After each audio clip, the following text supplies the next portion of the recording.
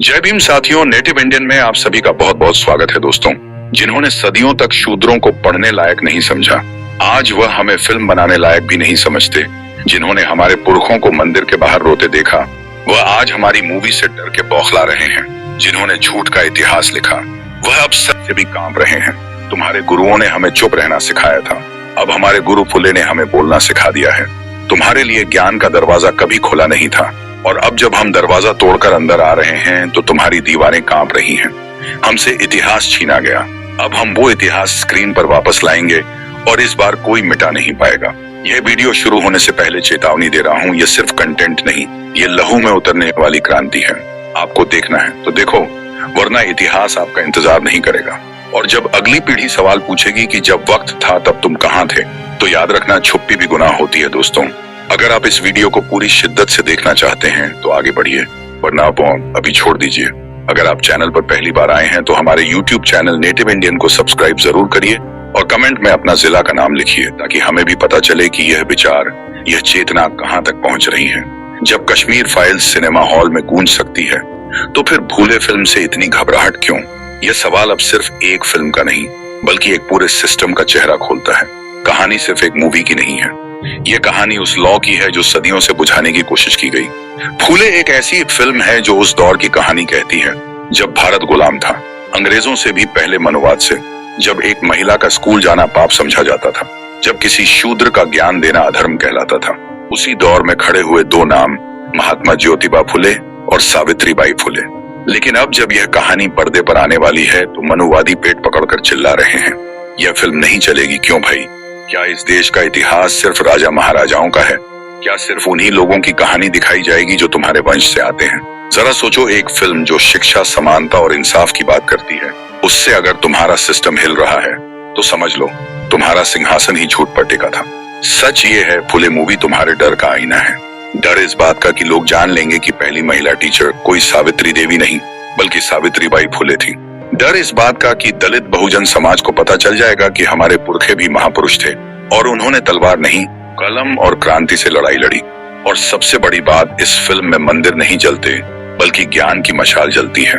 और यही सबसे बड़ा खतरा है तुम्हारे लिए राष्ट्र का मतलब सिर्फ धर्म और धर्म का मतलब सिर्फ जाति व्यवस्था। इसीलिए जब कोई फूले आकर तुम्हारे नकली गौरव को चुनौती देता है तो तुम कहते हो बैन करो, रोक दो मत, दिखाओ, लेकिन रुकने वाला नहीं है फूले, क्योंकि वह सिर्फ एक फिल्म नहीं, एक क्रांति है जो पर्दे से उठकर जमीर में उतरने वाली है। जब फिल्म सिर्फ मनोरंजन नहीं, बदलाव का हथियार बन जाए, तो सबसे पहले कांपती है वह व्यवस्था जो सदियों से अन्याय को नियम कहती आई है। फूले मूवी कोई कॉमेडी नहीं, कोई मसाला मूवी नहीं, यह एक क्रांति की जीवनी है।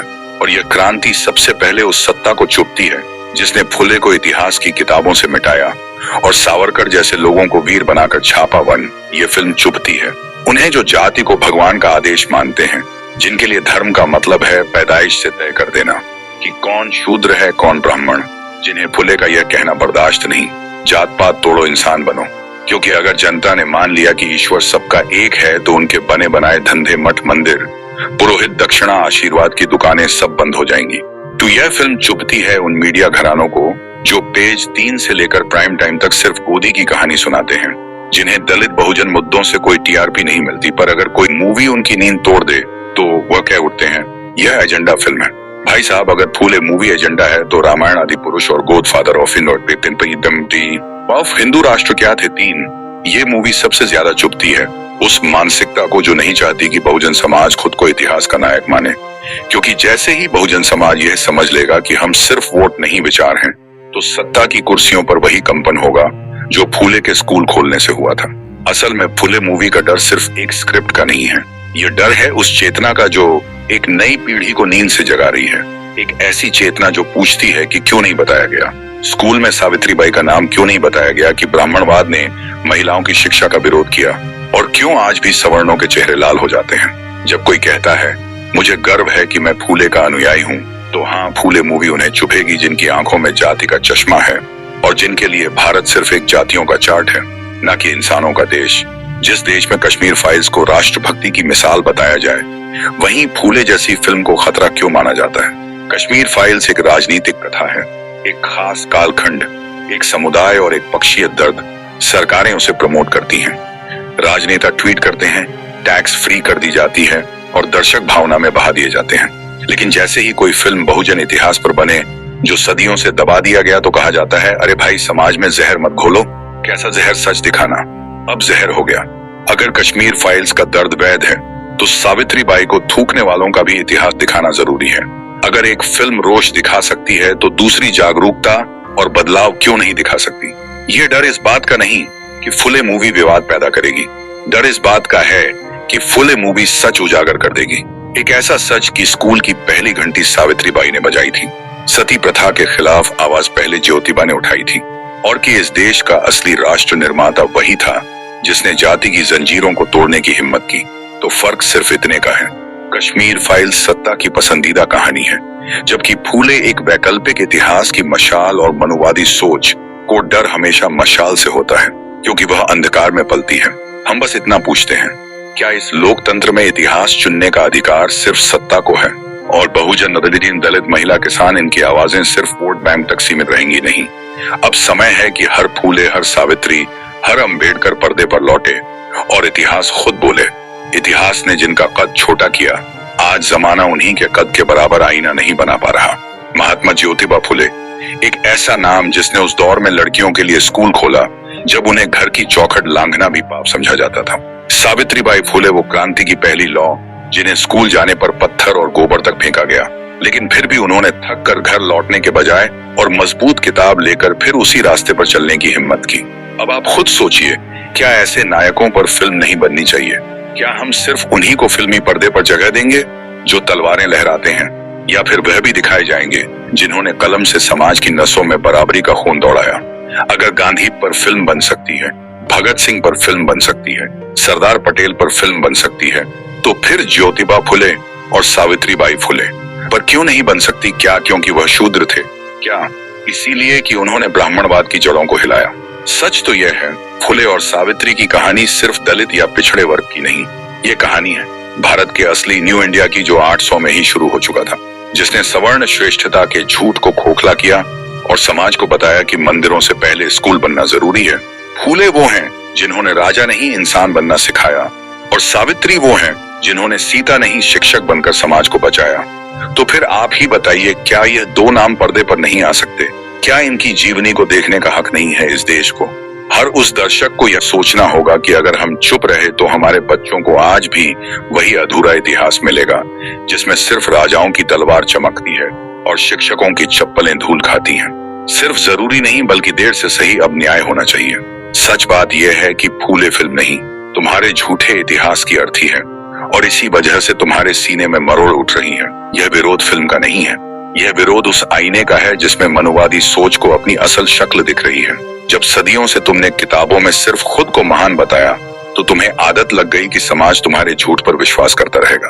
अब अगर एक फिल्म आकर कह दे कि पहली महिला शिक्षिका सावित्री बाई थी, पहला नारीवादी पुरुष ज्योतिबा फुले थे, तो तुम्हारे खून में उबाल आ जाता है। क्यों भाई? इतिहास अगर ब्राह्मण लिखा हुआ नहीं हो तो क्या वह झूठा हो जाता है? तुम्हारी बौखलाहट इस बात की गवाही है कि फूले सिर्फ एक नाम नहीं, एक विद्रोह है। एक ऐसा विद्रोह जो तुम्हारे पवित्र धर्म ग्रंथों के जातीय जहर को उगलवाना चाहता है। एक ऐसा विद्रोह जो यह कहता है कि मंदिर से ज्यादा जरूरी है स्कूल। सच यही है कि फूले फिल्म से डर उन लोगों को है जिनका इतिहास खून, छल और श्रापों से बना है, और जिन्होंने समाज को बांटकर रोटियां सेकी हैं, जिन्होंने शूद्र कहकर लाखों को नीचा दिखाया, जिन्होंने अस्पृश्यता को धर्म बना दिया। और अब जब कोई कहता है कि हम तुम्हारा दिया हुआ इतिहास नहीं मानते तो बर्दाश्त नहीं होता। फूले तुम्हारे उस नकली गौरव को चीरता है जो सिर्फ खोपड़ी मूंदकर ज्ञान बांटता था, लेकिन कभी खुद ज्ञान से जलता था। इस फिल्म से डर इसलिए है क्योंकि यह नायक बनाती है उन लोगों को जिन्हें तुमने कभी इंसान समझा ही नहीं। तुम्हें डर है कि यह फिल्म देख कोई बच्चा पूछ बैठेगा, पापा अगर सावित्री बाई फुले ने लड़कियों के लिए स्कूल खोला था तो आज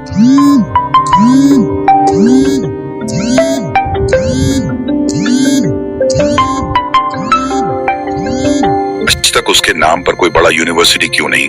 या कोई बहुजन युवा यह कहेगा हमें तुम्हारी रामायण नहीं चाहिए, हमें फुले की डायरी चाहिए।